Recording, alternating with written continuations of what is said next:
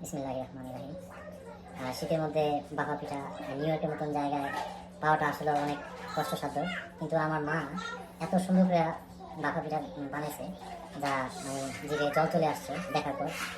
এই জন্য আজকে আমার ওয়াইফ মার বাড়ি থেকে বাফা পিঠা এবং দই নিয়ে আসছে। বাফা পিঠা প্লাস দই ওনার হাতে, আমার মার হাতে, মানে শাশুড়ি মার হাতে বানানো আর কি। তো দেখি, ট্রাই করে দেখি কেমন হয়েছে।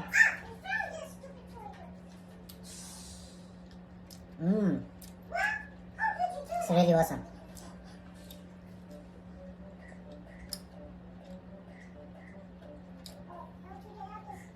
Wow. এখন দেখি দইটার কি অবস্থা। এখানে তো